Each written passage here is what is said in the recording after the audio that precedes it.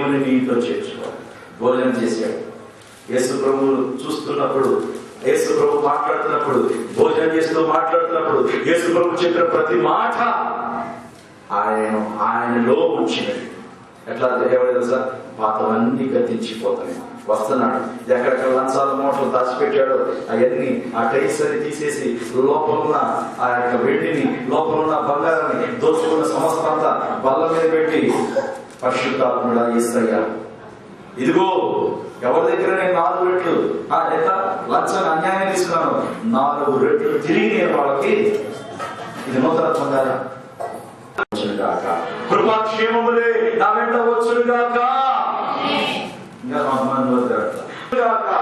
ఈ సంవత్సరం అంతా ఆత్మీయ ఆశీర్వాదాలనే గిన్నె పొంగి ప్రవహించునుగాక. నాకు లేమి కదలకుండా 2014 అంతా నేను నా కుటుంబం పోషించబడునుగాక.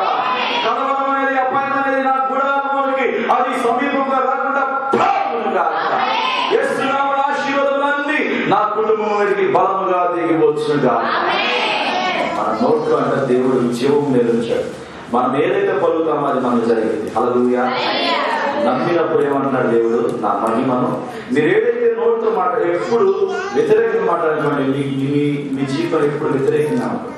నాకు ఏమి జరగదు. ఒక ఆయన యెహోవా నాకు కాపాడు, నాకేమి నువ్వు నీ బ్రతుకులు ఒక్క గుడ్డి సున్నా కూడా రాదు. నాకు ఏమి కలదు కాదు, నాకు అసలు ఏమీ కలదు. హల్లెలూయా. నా జీవితం అంతా పచ్చిగా బయటపడే ఉంటుంది. నేను బ్రతుకు దినములన్నీ కృపాక్షేమం వస్తే నాకు పేదరికం ఉండదు. ఆయన నన్ను దీవించబోయి సమస్తం నూతనముగా చేయుగాక.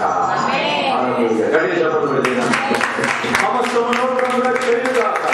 నేను ఎంత మాట్లాడితే అంత జరిగింది. నా పరిస్థితులని సమస్తము నూతన పరచబడుగాక. నా పరిస్థితులను నూతనంగా చక్కదిద్దబడుగాక. నా కులాన్ని, నా కుటుంబాన్ని తొలగిపోవుగాక. యేసు నామమున విజయం కలుగునుగాక. నా విజయముకై